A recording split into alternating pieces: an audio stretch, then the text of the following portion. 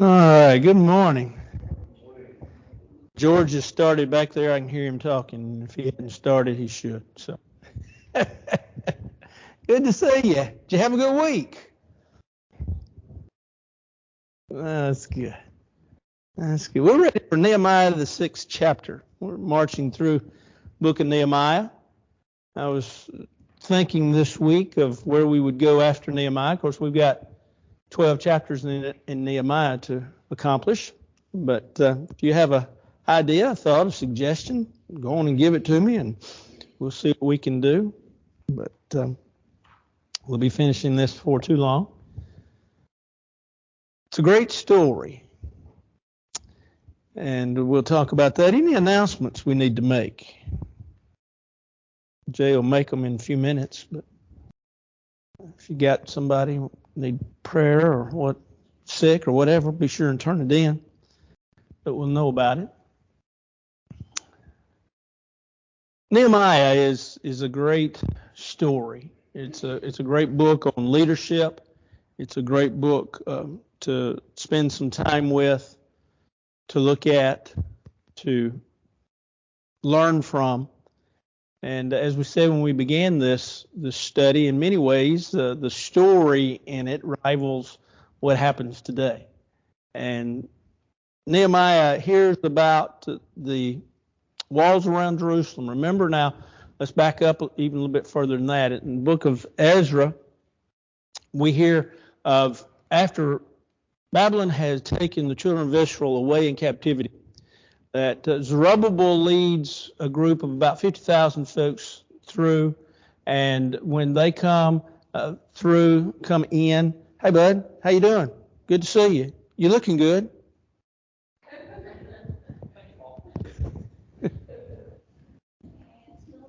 He's still sleepy. And so Zerubbabel leads the first group back.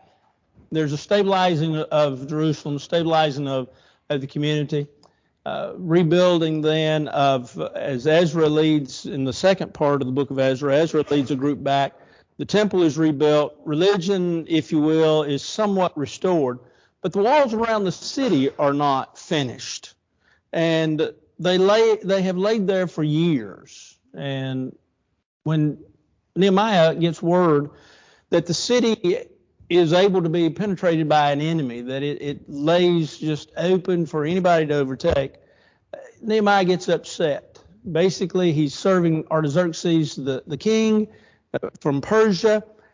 Artaxerxes gives him credits, if you will, or ability to go back and rebuild your walls. You come back home, you're going to come back to Persia, but come back or go there to your city, to your hometown, to your homeland, and restore the walls so that it is recognized as a recognized, viable city.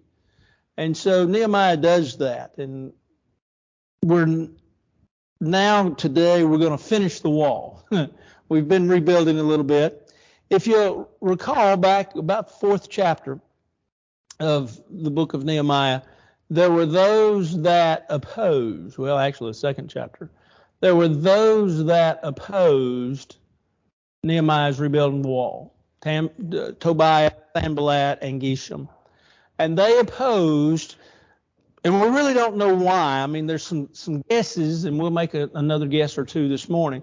But we can only guess really why they opposed it. But it's really like everything else. There's somebody that opposes, whatever it is, anything you do. There's somebody that's always against it. And so it's true in Nehemiah's day. These three leading others against the rebuilding the wall. Well, the first thing they tried to do is they tried to basically get the folks to stop working. In essence, you might say attack seems like a little bit of a strong word, but they were trying to do what they could to tell the people you need to stop. And so they were willing to fight even. And Nehemiah, remember we talked about how that they had a defense mechanism in one hand and a trowel in the other as they were rebuilding the wall. Well, they didn't give up. They didn't give up there. Of course, had some intervening chapters since then. But in Nehemiah, the 6th chapter, there is an attempt once again to get the folks to stop rebuilding the wall. And this time, though, instead of trying to tell the people, you need to quit, this time their efforts are centered at trying to discredit Nehemiah. He's their leader. He's the one that basically organized the work, planned the work, and is seeing to the work, overseeing the work. And so now, well, if we can't get them to stop by means of force or intimidation, let's use the idea that their leader is corrupt, their leader is bad. So that's kind of where we're headed in this chapter. There becomes a great, if you will, conspiracy against Nehemiah. Let's begin the first verse of Nehemiah 6. Now it happened when Sanballat, Tobiah, Geshem the Arab, and the rest of our enemies heard that I had rebuilt the wall and that there were no breaks left in it, though at that time I had not hung the doors and the gates, that Sanballat and Geshem sent to me, saying, Come, let us meet together among the villages in the plain of Ono. They thought to do me harm. It's interesting that all of a sudden you have enemies that team up.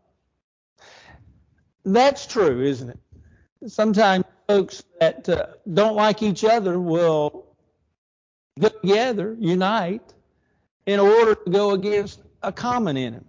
Jesus, if you look in Matthew 23, it's interesting where you have the Pharisees attacking Jesus. And then you have the Sadducees attacking Jesus in the same chapter. And then all of a sudden you have the Pharisees and Sadducees together, teaming up. And these are groups of folks that didn't get along. They didn't see eye to eye, but they saw a common enemy, Jesus, and so they were willing to unite forces and oppose Jesus. Well, Nehemiah has the same thing. Here you have some folks that are just willing to get together and thus create some problems. And so they want to, the task here is to lure, if you will, Nehemiah out of the city. And Nehemiah understands, though, that really what they're all about is doing him harm. He knew what they were up to. He had the ability to discern. He had the ability to see, if you will, behind the cloak or the facade that they had and seemingly were painting for him. Let's come together and let's talk about this. Now, think about this for a minute. They said, let's meet in the villages in the plain of Ono. Ono, best we can tell, is about 25 miles northwest Jerusalem. That would be actually the way that things could be measured is that 20 miles was really considered a day's journey. When you read the Bible, a day's journey is usually about 20 miles. So 25 miles, a day's journey. So they thought, well, we get him out here. That's a day. We'll keep him 2 or 3 days. Send him back. That's another day. That's a week at least, if not more. And maybe if we get him out here, of course, we'll do what we want to him. And Nehemiah knew that they're going to do something to me. That's why they want me that far away. And so Nehemiah sees, if you will, kind of behind the scenes. And he says, verse 11, So I sent messengers to them saying, I'm doing a great work so that I cannot come down. Why should the work cease while I leave it and go down to you? I'm doing a great work.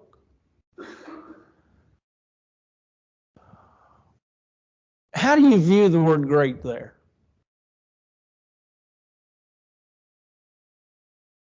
Successful work, yeah. Huge work, yeah.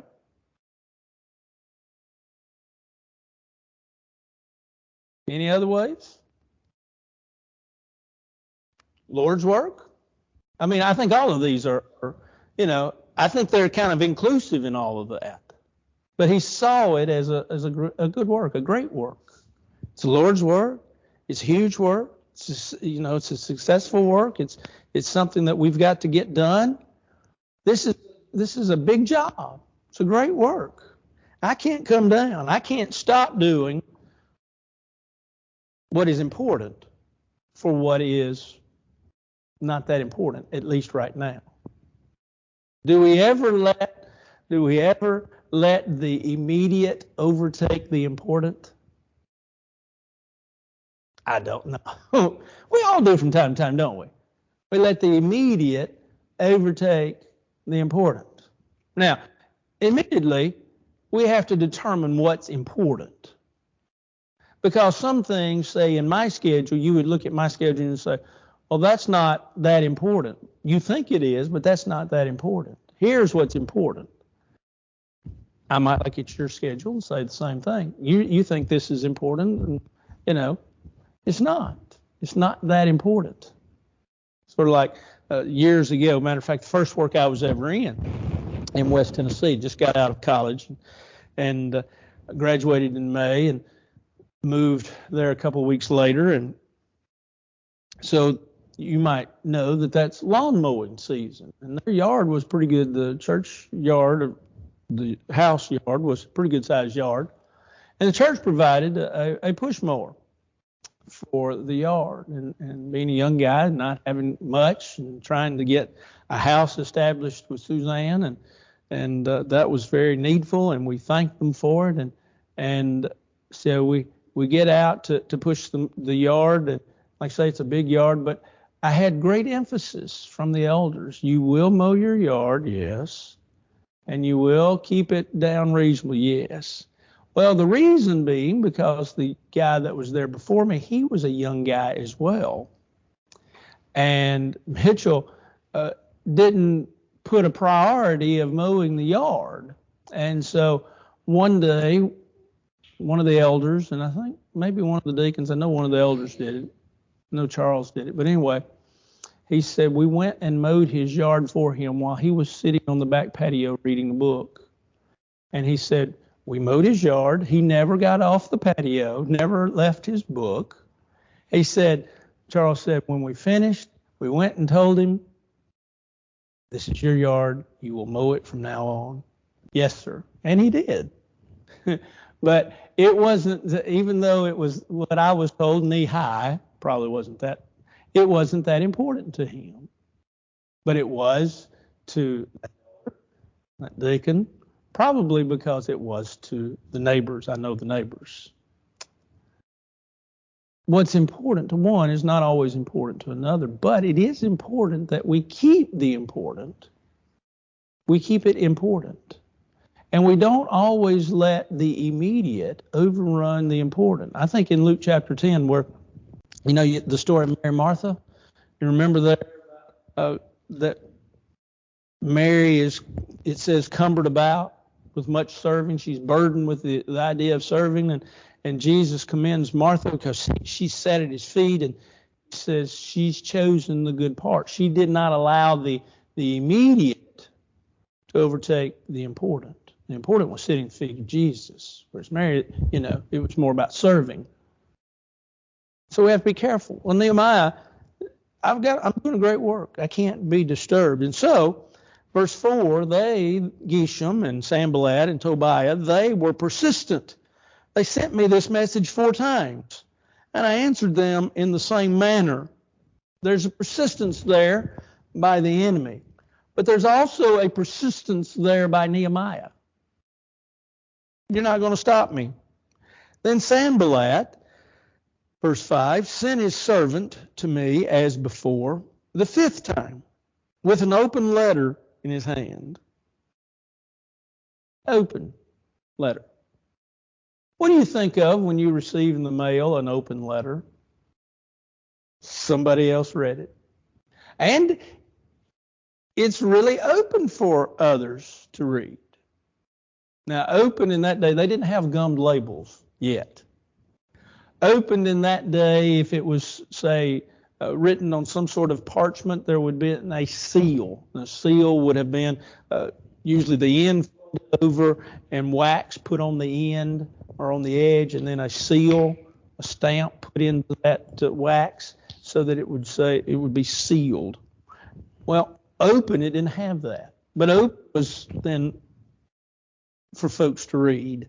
And so evidently there's a little, if you will, a little gamesmanship here. We're going to send a letter. Anybody who wants to read it can read it. And so as the letter reads, verse 6, it's reported among the nations, and Geshem says that you and the Jews plan to rebel. Therefore, according to these rumors, you are rebuilding the wall that you may be their king. And you have also appointed prophets to proclaim concerning you at Jerusalem, saying, there's a king in Judah. Now these matters will be reported to the king. So come, therefore, and let us consult together. Okay. Now, the 4 letters that we have from Sanballat, we don't know the first 4, but here's the 5th one. Here's the 5th letter. It's open. And basically, if you look at the statements that is being made against Nehemiah, first of all, Sanballat says, Geshem said. Now, that's always a slippery slope for folks, isn't it? When they began to say, so-and-so said. Because when you say so-and-so said, you have to stop and consider all the ramifications. You got to consider all the context. You can take one sentence out of something and it sounds terrible, but within context, it's not near as bad as what it sounded just by itself. But at the same time, too, what Sanballat has sent is a lie. He says, now Geshem has said that you and the Jews you're planning to rebel. Now, I want you to look at this from 2 or 3 different standpoints. I want you to look at it from the standpoint, first of all, of word getting back to the Persian king. Medo-Persians at this time had overtaken the Babylonians, and so the Medo-Persians empire was ruling, the Persian, if you will, empire was ruling this land at this point in time. They would not want to hear of an insurrection, a rebellion in Jerusalem, in land that they owned. So look at it from the Persian king's standpoint. He's saying, oh, okay, I've got word that there's a letter that's been written that Geshem says these Jews in Jerusalem and Nehemiah, who I sent, that he is going to lead a rebellion. He's going to establish himself as a king. And that's treason. That's rebellion. Now, I want you to look at it from that king's standpoint. Think about that for a second. Now, I want you to think about it from the standpoint of Sanballat. Sanballat sends this as an open letter so that what? Anybody can read it, right?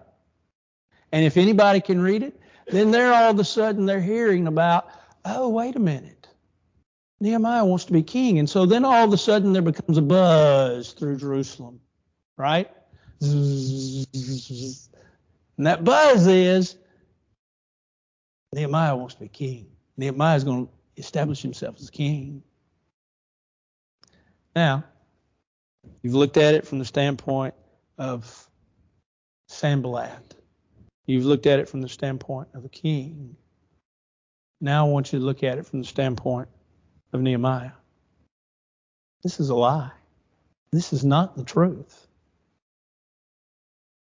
It's not what I want. It's not what I aspire. It's not what I'm trying to accomplish. It is what, they're saying it.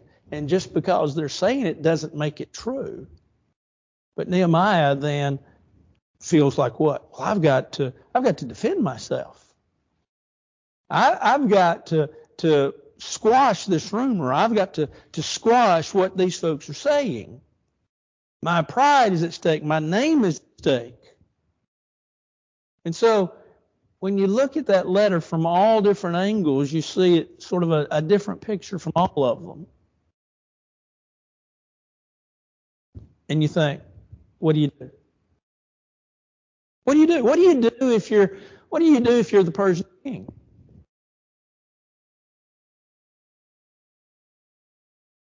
We got to send somebody. We may have to send several somebodies. So you start assembling your army and you start sending your army, right? What if you're Sanballat? You're sitting back laughing, right? Trying to get accomplished what you want. That is, the walls not being finished. Although Nehemiah said they didn't realize the walls were finished except for the gates. But that's a huge, huge part of it. And with the gates not being hung yet, the city is still very much could be impenetrated by the enemy. But then if you're Nehemiah, what are you wanting to do? I'm going to tell those people.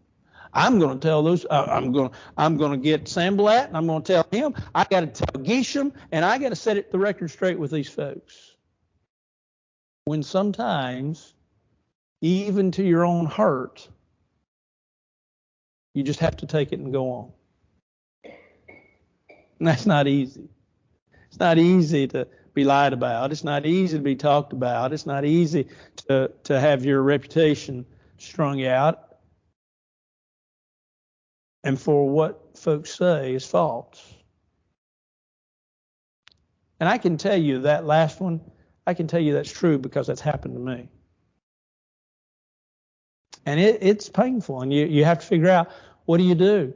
And as a preacher, you have to figure out, what do you do? Because not only is it your reputation, but what's best for the church. And what's best for the church at this location. And it's a process, and it's rough. That's what Nehemiah is going through. Anything you want to add before we move forward? Well, here's what happens.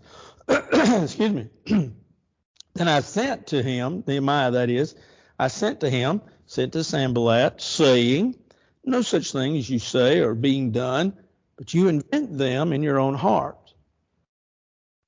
Sanballat knew that. But he's trying to get the wall stopped. And he doesn't care what degree he has to go to get the wall stopped. And so he says, no such thing's being done. And then verse 9 says, for they were all, excuse me, there he goes. For they all were trying to make us afraid, saying, their hands will be weakened in the work, and it will not be done. They're trying to generate fear so that people will stop. What does fear destroy? On any level, what does fear destroy? Hope? Absolutely. Huh? Yes. Fear destroys. Fear destroys faith. Fear destroys. This fear would get them to do what? Okay, let's just stop. Let's stop the work. This is not what we want. This is not what we're involved in. We're all right. Persia's not the greatest empire in the world, but we're all right. We're safe. We're eating. We're doing all right. And so Nehemiah says they were trying to make us afraid. And notice that he says, their hands will be weak and work will not be done. Now, therefore, O God, here's a little short prayer, little sentence prayer. Strengthen my hands. Can we say sentence prayers? I think you can. I am an encourager in sentence prayers. I use them myself. There's a lot of times you go down the road, you wreck, and you say a prayer for those folks, and sometimes it's only a sentence because you got to get back into doing what you need to be doing, concentrating on driving. I was on 440 this week, going to the post office over in Donaldson to pick up some trays for the bulletins, and it had just come a huge downpour over there.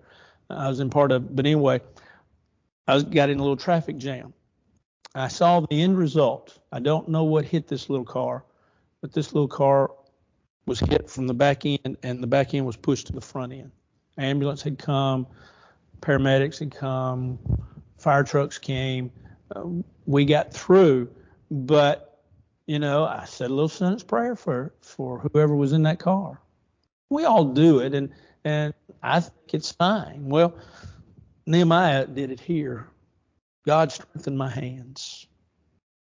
Afterwards, verse 10, I came to the house of Shemaiah. Shemaiah was probably a priest or a prophet, but he came to the house of Shemaiah, the son of Deliah, the son of Mehethabel, that I'm not sure of, who was a secret informer.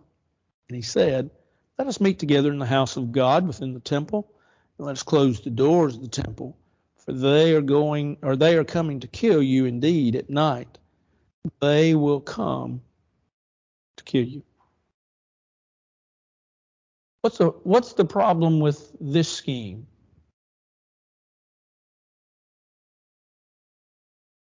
Who could enter the temple? Only the priest.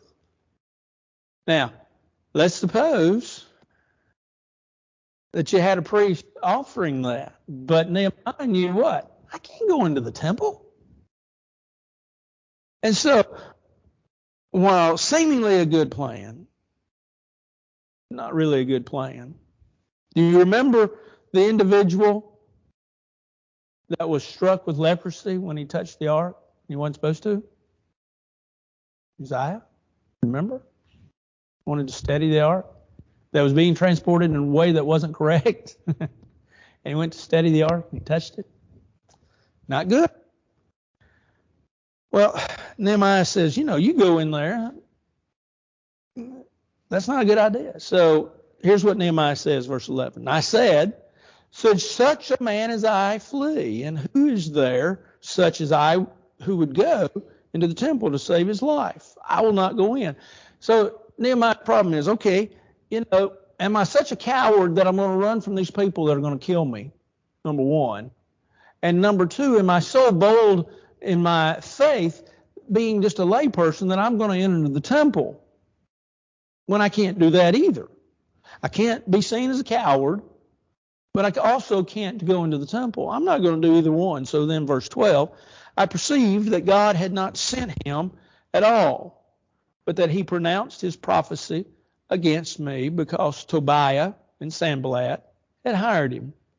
For this reason he was hired, that I should be afraid and act that way and sin, so that they might have cause for an evil report, that they might reproach me. The message was false. And Nehemiah is commended because Nehemiah is able to read between the lines. These folks want to kill me. These folks they've come up with a plot. And he says, notice what he says, verse 12. Perceived that God had not sent him at all, but that he had pronounced this prophecy against me. But what does he say about it? Sanballat and Tobiah had put him up to it. How far will false teachers go to get their way?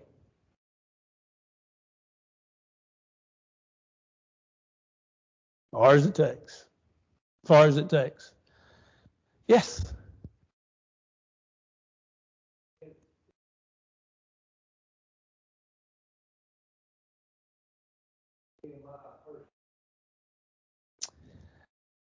I think that's a great question. I hold to the fact, but I can't prove it, that it's with the Jews.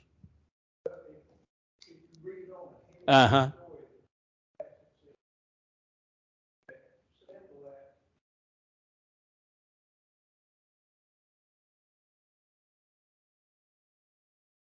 Right.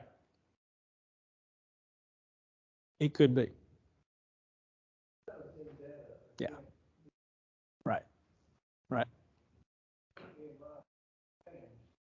Yeah. Right. Which could very well be the case, because when you consider the fact that up until this point, at least as far as we know, go back and read the book of Ezra, there hadn't been a problem with Sanballat and the Jews, Sanballat and the rebuilding of Jerusalem. Of course, for the most part, the temple had been rebuilt, but that was it.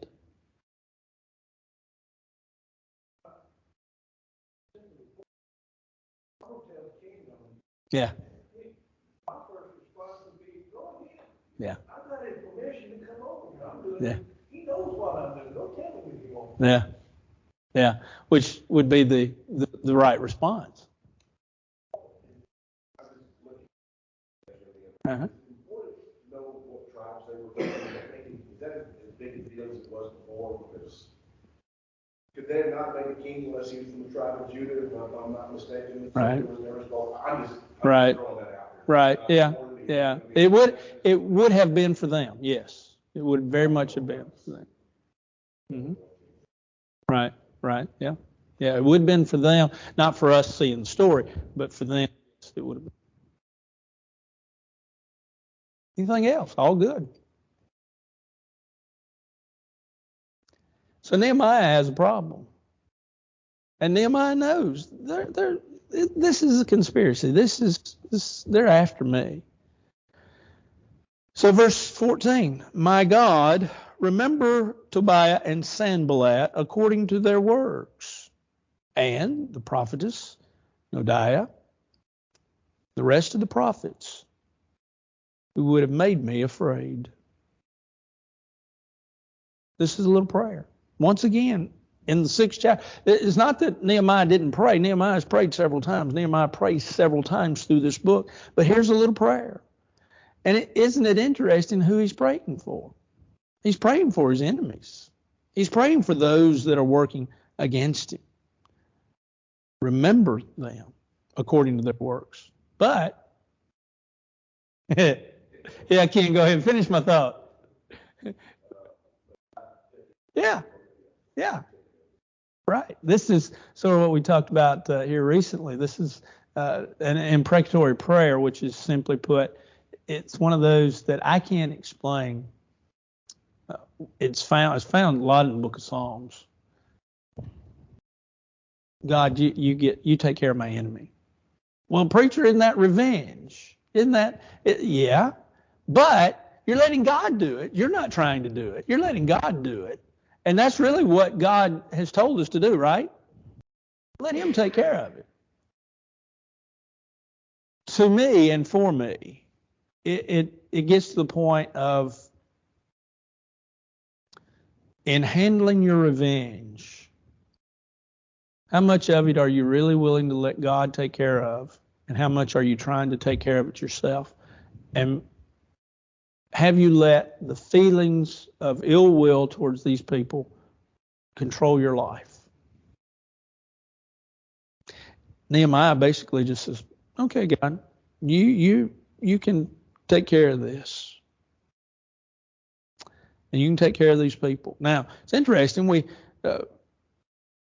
haven't met or found Noadiah, but evidently she's one that, because notice it says she's a prophetess. Well, Deborah and Hilda and Miriam were prophetess as well. But she is evidently an enemy of Nehemiah. And so he prays, though, God, you take care of it. Verse 15 through the end of the chapter, there's some intrigue, but the wall is completed. So the wall was finished on the 25th day of Elul. There you go. In 52 days. Now I want you to just stop right there. I want you to get a picture. This corresponds to our September or October, fall, early fall. 52 days. 52 days they've worked day and night. Well, worked during the day, guarded at night, but they've used the rubble that was there. They've used manpower. They've used everything that they possibly could to rebuild, and they rebuild in 52 days. Now, We look at that and we think, well, it wasn't that far in that day and age. It wasn't just that far around Jerusalem, and so consequently, a lot of folks working every day, not taking a break, that they could have finished this work in 52 days. But now you got to remember, it's not just a 9-inch wall. It's a thick wall. Thick wall. How wide? Well, most city walls were wide enough for one, if not two chariots to go side by side and ride on. And so, you're not talking about just a 9-inch wall, pick up a block, a cinder block. They're picking up the rubble. They're picking up what's there because, granted, some things were brought in, but mostly it's just the rubble. And that rubble has been there for years, and so they're having to clean a path. And then comes this question, which I had a professor in graduate school to ask me. Well, how big were the holes in the walls? Well, we don't know. He knew that. He just wanted to see how smart I was. I told him I didn't know. We don't know, but imagine that they were large. And they probably were. Because think about it, you had Babylon came in and they just overtook. So they just tore what they could down. They didn't probably tear it wide enough for one man to come through, several men at the time to come through each hole. And not only that, but then you had the passage of time, which would have caused for more erosion, right? More crumbling, more falling. So in 52 days, this is a tremendous, why I'm pointing all this out is because this is a tremendous feat, 52 days. And it happened when our enemies heard of it, and all the nations around us saw these things, and they were disheartened in their own eyes, for they perceived that this work was done by our God. That's interesting, isn't it? Folks around are upset. Why? Because it's finished. Okay. But not only is it finished, but he says this was done by our God. Folks in that area had gods, little g, right? So they saw it as a success for God, not only a refortification of Jerusalem, but a success for God. And so they were disheartened with those that were around. Also in those days, the nobles of Judah sent many letters to Tobiah, and the letters of Tobiah came to them. For many in Judah were pledged. The word pledged there has the idea of bound by an oath. They were pledged to him because he was the son-in-law of Shechaniah, the son of Era, and his son Johanan had married the daughter of Meshullam, the son of Berechiah. Also, they reported his good deeds before me and reported my words to him. Tobiah sent letters to frighten me. This is really verses 18 and verse 19 seemingly show Tobiah's connection with Judah and how he was connected with Judah. But the fact was that he sent letters, verse 19, even after the wall's completion, it seems to say, to cause the work to stop, to discredit Nehemiah. So, Jim's theory of maybe they were against Nehemiah may be very true. But here we have just the fact that they wanted the walls stopped, and they were willing to go to whatever length to get it stopped. What are some lessons we can learn? We've been trying to learn lessons from all of this, each chapter. What are some lessons we can learn?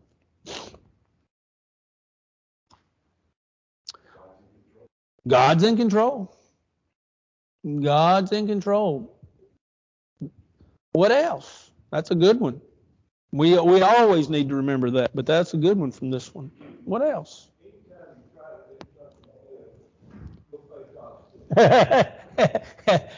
You'll always meet a roadblock, or you'll meet somebody. Absolutely. No matter what you're trying to do, if you're trying to do good. What was it? I heard, I was watching a baseball game this week, and the announcer made a pretty good statement I'd never heard before. It was talking about this player being booed, and he said they don't boo. He had found this quote somewhere. They don't boo a nobody. They don't boo nobodies. They boo the good players. Well, when you're doing good, you face opposition. That's a good point. What else? What are some others?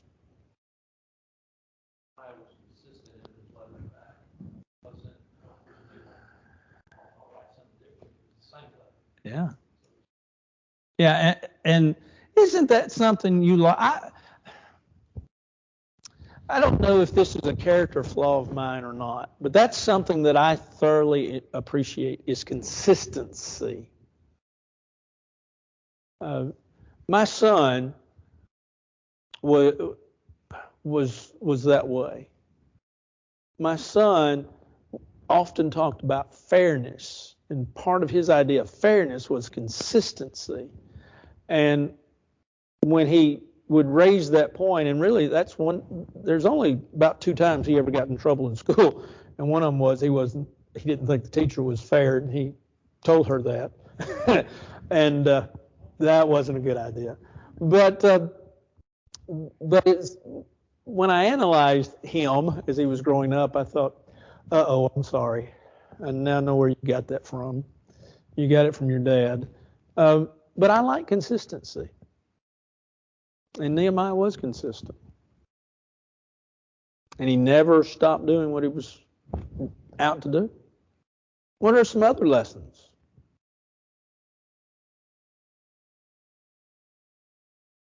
Let me give you one that I think we all need to learn from it, and that is that anybody can say anything about you that they want to. It doesn't make it true. But how we react to that tells a lot about who we are, what kind of person we are. And then that gets us back to that consistency of being a Christian. And I think Nehemiah handled himself very well in all of this. Any other lessons that you might? I've got a bunch up here, but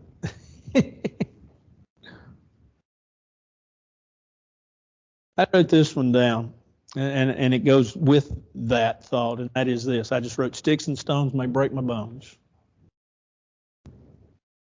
You know, that's kind of the conclusion that I've come to a long time ago. Here's one. Here's a lesson. In 1 Corinthians chapter 4, Paul talks about, it's a very small thing that I should be judged of you or of other men's judgments.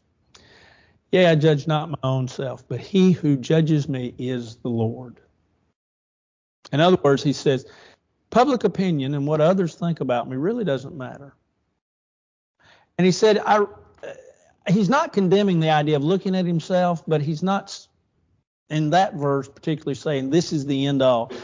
He says what's the end is that what matters is God, his judgment of me. That's what's important. And I think that's part of what Nehemiah is dealing with here. It doesn't matter what others are saying or what others think of you. What matters is what the Lord says of you.